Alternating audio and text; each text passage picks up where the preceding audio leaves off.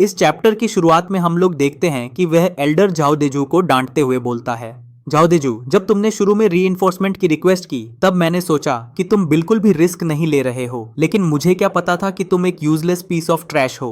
Elder की बातें सुनकर झाओ देजू डर गया था और वह डरते डरते अपने मन में सोचता है, यह पूरी तरह से हमारी गलती नहीं है। क्या मैंने एल्डर से पहले ही नहीं बोला था कि उनके भागने के रास्ते को बंद कर दीजिए?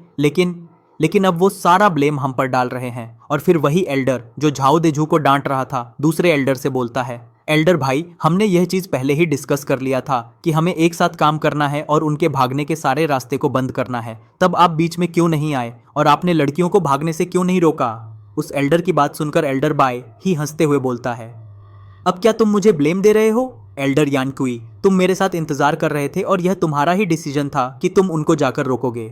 इसीलिए मैंने यह सोचा कि एक सोल हार्मनी लेवल का एक्सपर्ट 500 इथेरियल स्टेज एक्सपर्ट्स के साथ मिलकर उन चारों को पकड़ लेगा और 4 रेडिएंट स्टेज के लोगों को पकड़ना एक पीस ऑफ केक है। लेकिन ये किसने सोचा था कि तुम उन्हें भागने दोगे? और सबसे रिडिकुलस तो मुझे ये लगता है कि जब मैं यहाँ आया तब मैंने देखा कि 500 लोग एक छोटे से बच्चे द्वारा रोके जा रहे हैं। फिर एल्डर बाय हे एल्डर यानकुई पर हंसते हुए बोलता है, यह सबसे बड़ा जोक है जो मैंने आज तक सुना है। एल्डर यानकुई, तुम्हारी मदद के साथ इतना सब हो गया।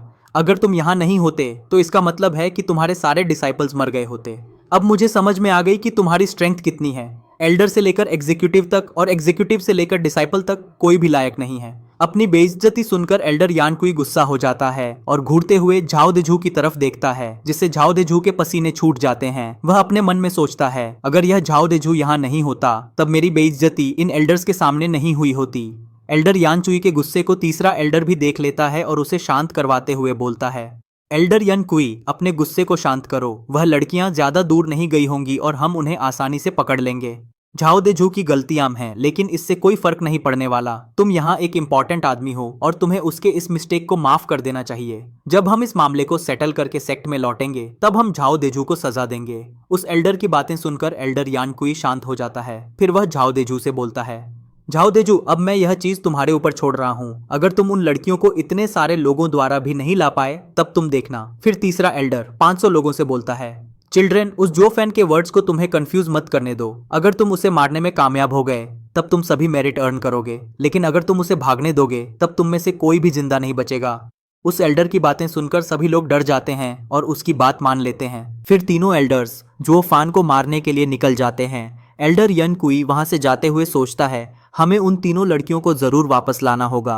उनकी फिजिक बहुत ही रेयर है, हमें उन्हें यूज करना है। और वे लोग जाते जाते जो फैन के सोल ड्रैगन तक पहुंच जाते हैं और जो फैन उनसे बोलता है, मैंने तुम लोगों को बता रखा है, जब तक मैं यहाँ हूँ यहाँ से कोई भी पास नहीं कर सकता। और जो फैन की बात सुनकर झाओ देजू हंसते हुए बोलता है, जो फैन, तुम घमंडी कमीने, तुम्हें क्या लग रहा है कि तुम इन 8 एल्डर्स को रोक कर रख सकते हो? क्या तुम्हें सोल हार्मनी स्टेज और इथेरियल स्टेज के बीच का डिफरेंस नहीं पता है?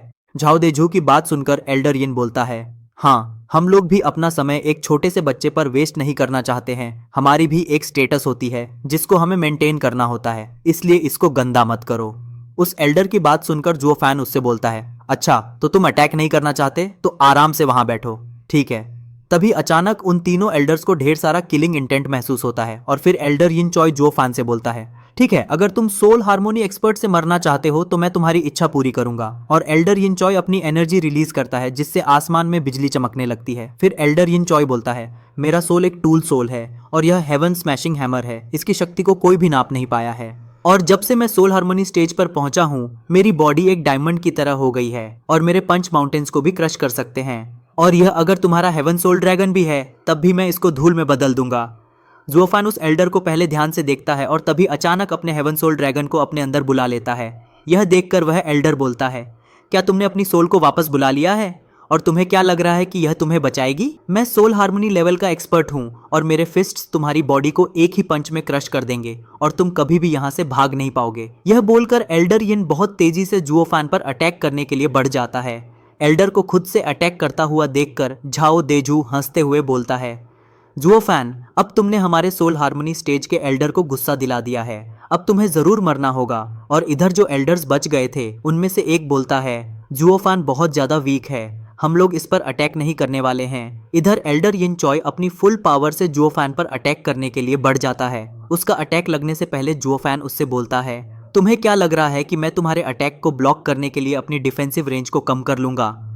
एल्डर यिन चॉय कुछ समझ पाता उससे पहले उसके बीच से एक रेड कलर की रे निकलती है और उसे बीच में से 2 टुकड़ों में काट देती है। जुओ फैन उस एल्डर के आगे से गुजर जाता है। उसे मारने के बाद जुओ फैन बोलता है, मैंने यह कर दिया, मैंने तुम्हें एकदम प्रिसाइसली काटा है, तुम अब जिंदा नहीं बच सकते। एल्डर यान क्यूई जिसे जुओ फैन ने काट दिया था अभी भी मरा नहीं था। वह अपने मन में सोचता है, इम्पॉसिबल।